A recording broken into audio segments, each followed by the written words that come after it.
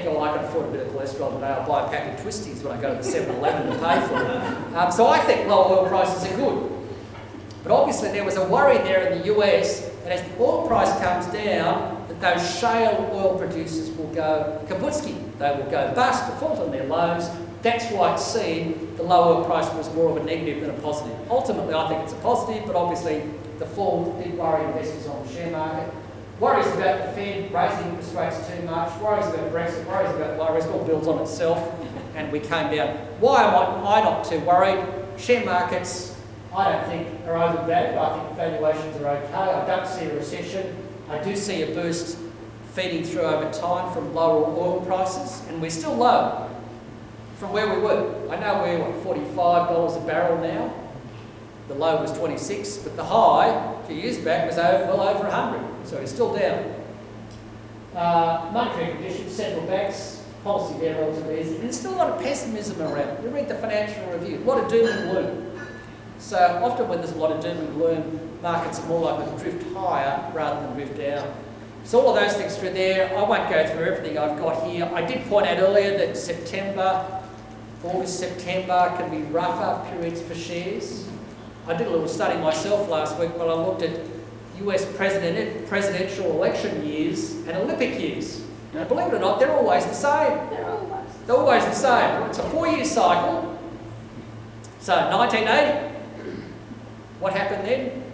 That was the Olympics in LA, where Russia boycotted for some reason. I think that was the order, if I got this right in the right way. No, that was 1984. LA was 1984, 1980 was in Russia. But that was also an election year. 1984 was an election year. And so on and so forth. So 1980 was the one where Reagan won. So they're one and the same year. Historically, there's more of a tendency for the share market to go up when it's a US presidential election year and when it's the Olympics in the month of August. So if those two things aren't on, shares go down in August, but if they are on, markets go up in August. On September though, there's normally a tendency for the markets to go down. So I'm still a little bit nervous in the short term for the reasons I mentioned earlier. But looking beyond that, I think shares will be okay. Some valuation measures we do show shares are still reasonably cheap. There's one that Russell referred to, alluded to. This is very important. Bank term deposit rates, wrong button again. Bank term deposit rates are very low at just 2 or 3%, whereas the dividend yield you can get from Australian shares, and that was the point Russell was making, is still very high. And I think for investors, this is an important decision you've got to make here. You've got to say, well, I'm only getting 2 or 3% on my bank account. What's most important to me? Is it a regular, decent income flow, in which case I could say, well, shares are probably a way to go. Or alternatively, is it absolute protection of the capital value of your investment? In which case you stay with bank deposits. So you're going to decide between those two. But if it's the income you want, you're probably better off with a portfolio, a decent portfolio of high, sustainable, dividend-paying shares. So, what about government bonds? Hard to get excited about them because the yield is so low. That's when I started work. Way up there somewhere when the bond yield was 14%. Now we're way down here. You're not going to get a great return out of government bonds at those sorts of levels. There are alternatives. You might say, I don't want to go to the share market. That's too risky. But maybe I want to see something which gives you a bit more income than bank deposits. You know, one alternative there is commercial property. I wouldn't go to residential property there because the yields are just so low. But commercial property does offer relatively high income yields as an investment. By income yield, I mean that's the rents that the manager of the properties collect and what they pass on to you as distributions. Relatively high income yields, particularly compared to government bond yields. And out of interest, I know if you've been to Perth lately, you say there's a lot of buildings coming on here. The Perth property market doesn't look too good to me. If you go to Sydney, most of the construction around Barangaroo has been done. Similar story in Melbourne. There's not a lot of new supply coming on over the next few years, so vacancy rates will actually go down. When vacancy rates go down, rents go up. Don't forget, I'm talking about commercial office property here, not apartments and things. Apartments I'd stay away from. You want to buy residential, don't buy apartments in Sydney. Massive oversupply on the way there, and I wouldn't be at all surprised if apartment prices come down 15-20% in the next 5 sometime over the next few years. So that was on housing. I don't see a crash overall in housing because a lot of Australia hasn't really participated in this boom. And in Sydney and Melbourne, I think the greater risks are in units. But I just see much weaker returns out of housing going forward. People have taken on a massive amount of debt. House prices are at very high levels compared to incomes. And I think there's a constraint on how much higher they can go. So I'd be a bit cautious on residential property as an investment going forward. So what about the Aussie dollar? That's a chart of the Aussie dollar back to 1900. And what you see there is that when commodity prices are weak, as we saw in the year 2000, the Aussie dollar goes down. When commodity prices are strong, the Aussie dollar goes up. Now we've got weakish commodity prices, the Aussie dollar's still got more of a downwards tendency. So that's why I was saying earlier, take advantage of when the Aussie dollar is 77 cents or even if it gets back to 80 cents. It's not a bad level to think about buying some currency if you are going on an overseas holiday. So what are we doing in our funds? When we run through our indicators, a bit of a bias towards growth assets. So shares, commercial property and so on in our multi-sector funds.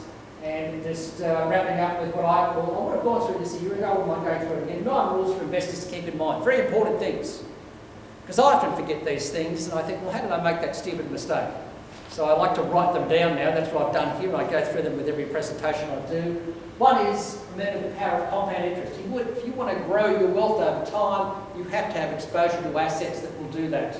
And if you look back through the history of things, the share market, property and so on, they will help do that. But having money in bank deposits certainly won't. So if you invested $100 in an Australian bank term deposit or a bank deposit back in 1900, and you collected the interest along the way and let that mount up in the portfolio, so $1 invested in 1900, today would be worth $225. Sounds impressive. If you put the money into Australian government bonds and reinvested the coupon or the interest you get along the way, it would be worth $817. But if you put $1 in 1900 in Australian shares today, it would be worth $400,000. And the reason it's gone so far is because you're getting that compound return. So you get the dividend every year, 6% if you put the franking credits at the moment. If you reinvest it in the share market, so you got $100, and then you get your dividend and your franking credits, and so at the end of the year, you've got 106. The next year's capital growth will be on top of that. And so it keeps building on itself, like a snowball going downhill. It all builds on itself and gets bigger and bigger. Doesn't work every year. Didn't work in the 1930s, it came down. Didn't work in 1970s there, that's the Elvis Brady Bunch bear market. Occasionally, like more recently, the GFC. These are the periods where Russell says you go sideways for a little while. So you need to find a way to try and manage that. But if you look there for the long term, it tends to do quite well. That's where this patience thing comes in with. So if I go back, what I was saying there, power of compound interest, that was what that was about. Always remember there's a cycle. Things go up, things go down, but try and invest for the long term. Don't be short term about this. You've got to have patience when it comes to investing. Try and diversify, don't have all the eggs in one basket. Turn down the noise. There's a lot of noise out there. I showed you that list earlier. It can be very, very distracting. I've got to the point in the morning now when I turn on the radio, I just listen to ABC News Radio, that little 10-minute gap when they give the news update. Sometimes the sport, but anyway, most of it's noise beyond that. And if you hear a lot of this noise, you can get very scared by things. The world seems a nasty place.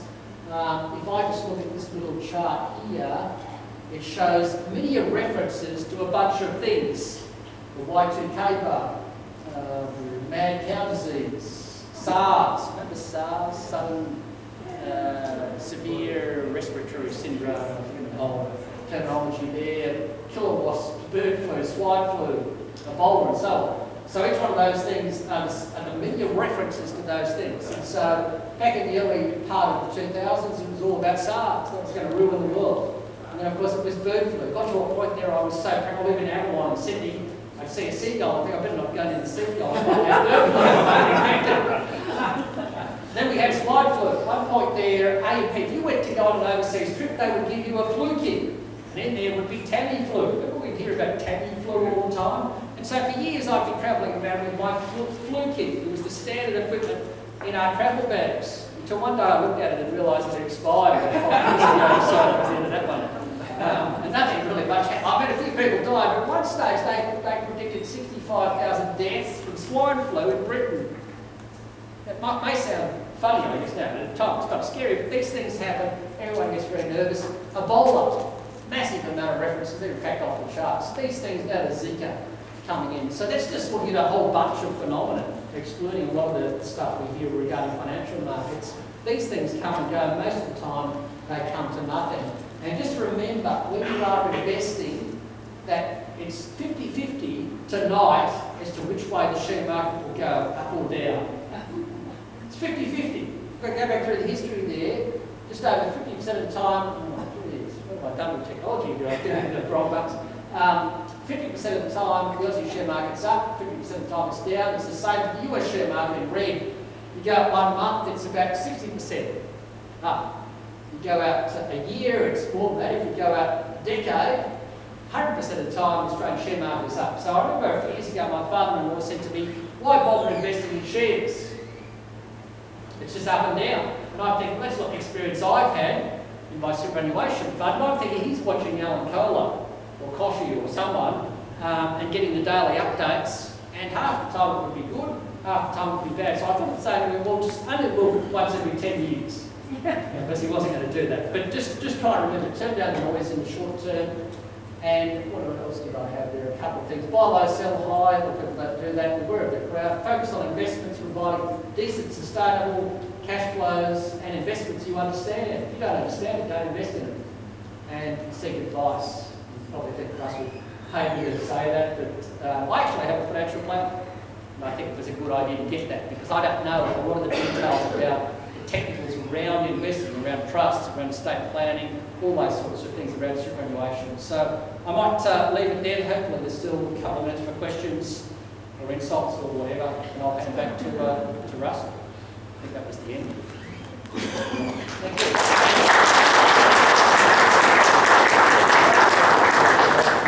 Questions out there? Yeah. This one on that inequality of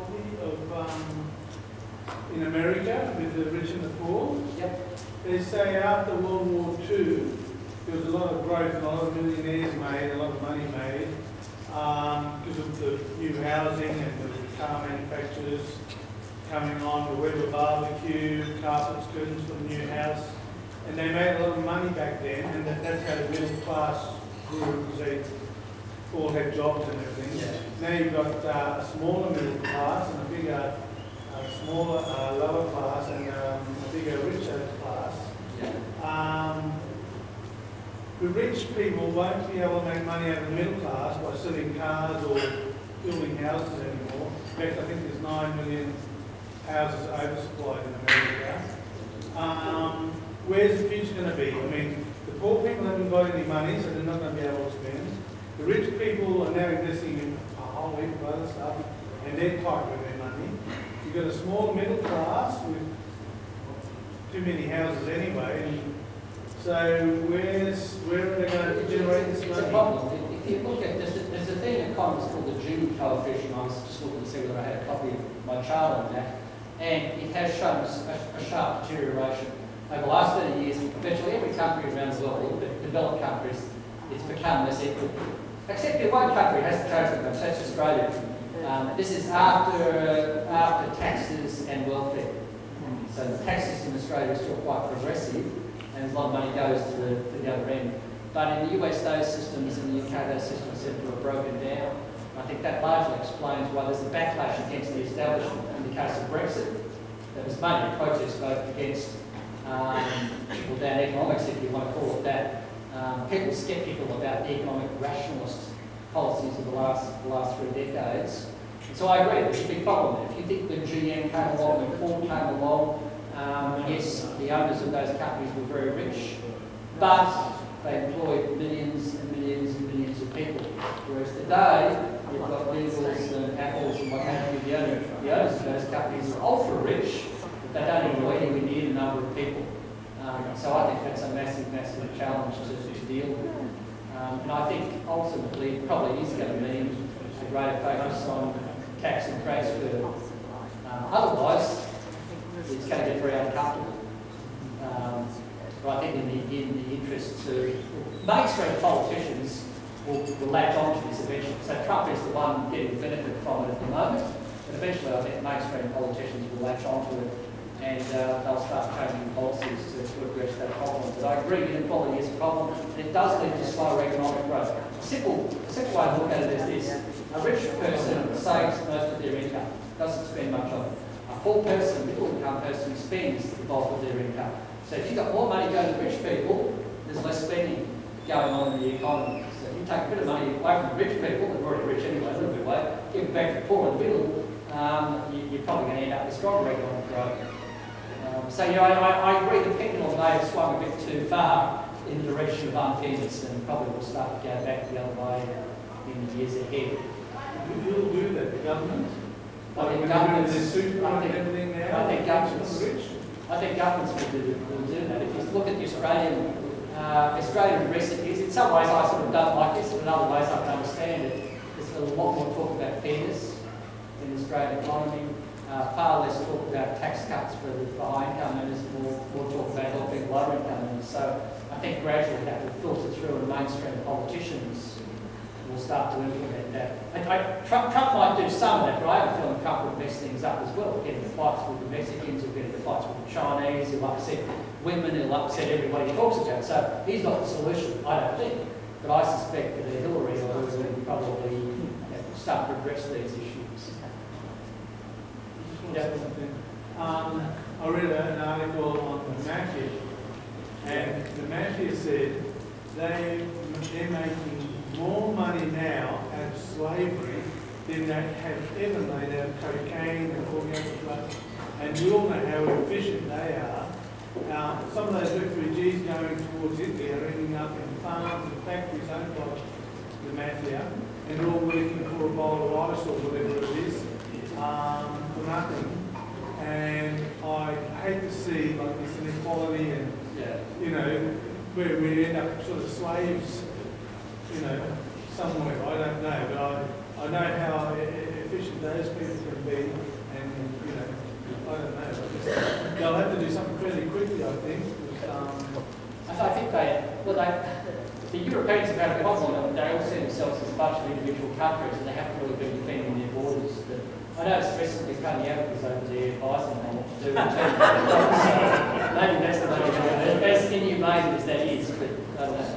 I think if you look at immigrant flows to Europe, maybe Russell was there, I'm sure he does, but it went up like this through the Middle East and what have you, it went up like this, and now it's come way back down again. So it looks like the flows have started to come under control again.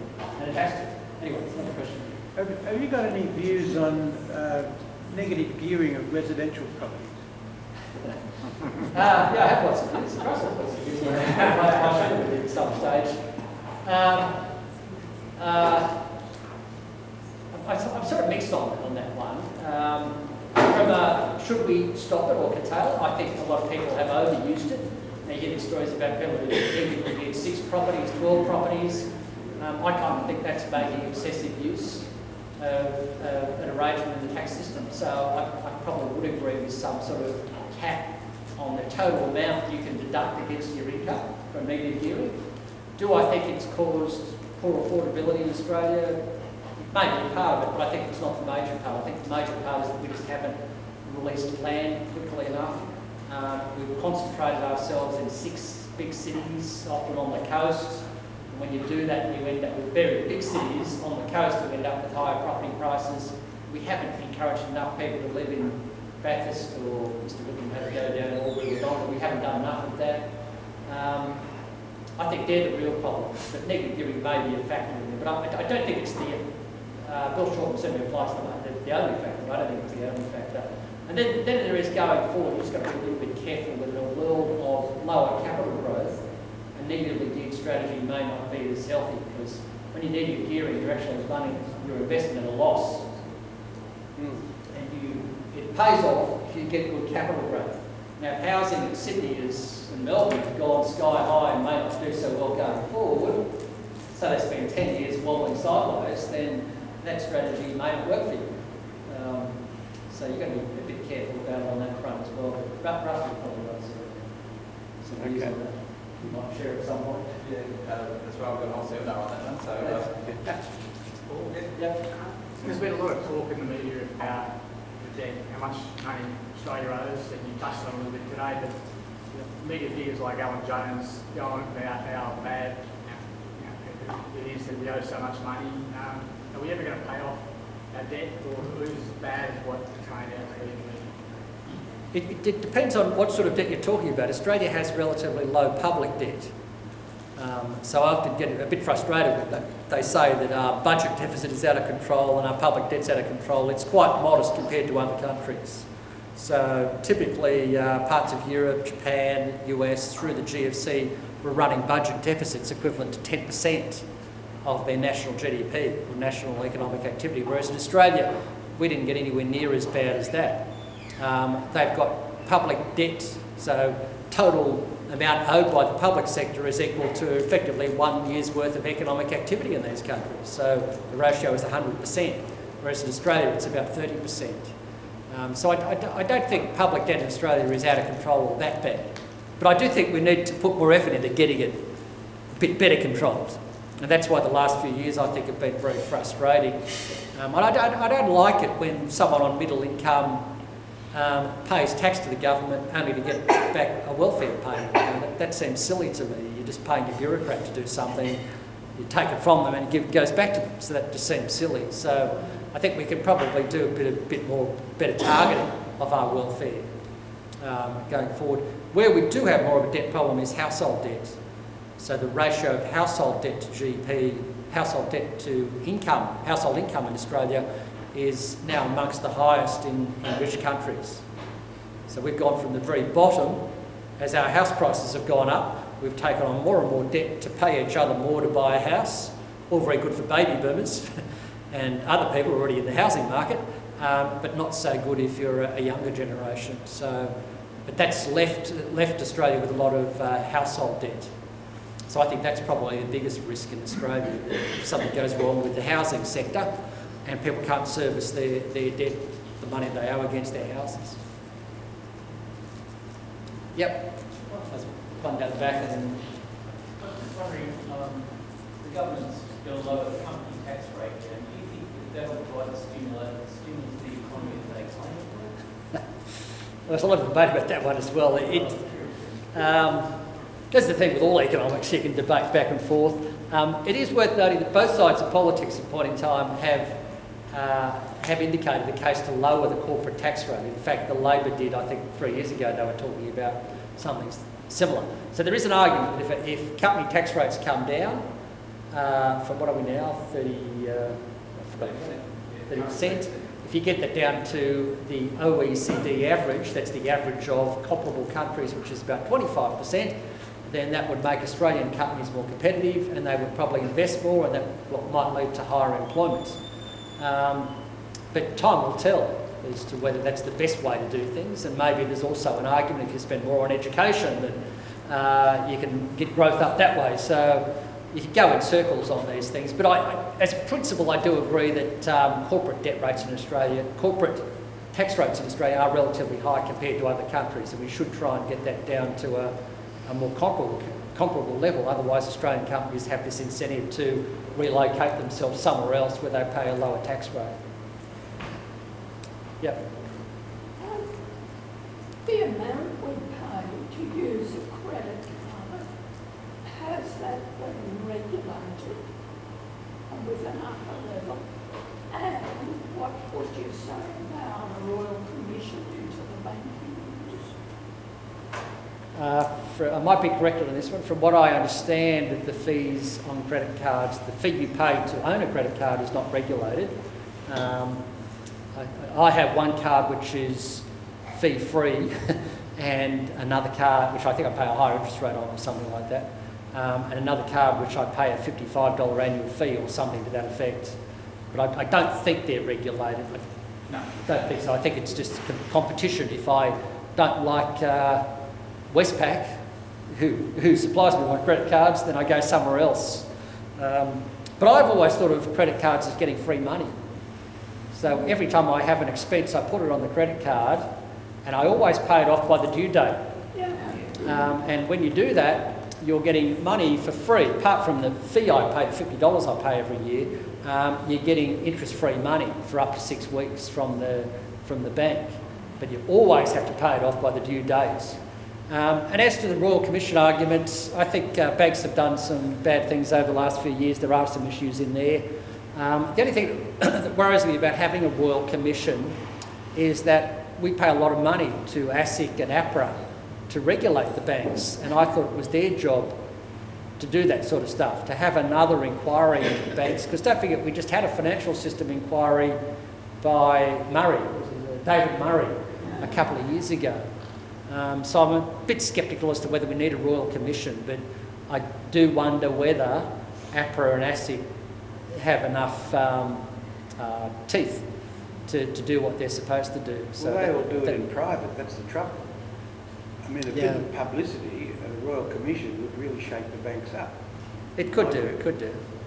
But the other thing it might do is reduce confidence in them, which could actually be a bad thing for the economy. So Yeah, they say we reduce confidence because we'll all find out what mongrels they are. anyway, I don't work for a bank, so I'm not going to defend them. Go speak to the Westpac guys. Bill Evans. But so I just sort of wonder, we spend so much money on the regulators, if every time there's some issues here, we then got to have a Royal Commissions are quite expensive exercises. Are we getting the right bang for the buck out of the regulators? Maybe not. I mean, they should be onto this thing about banks not paying the insurance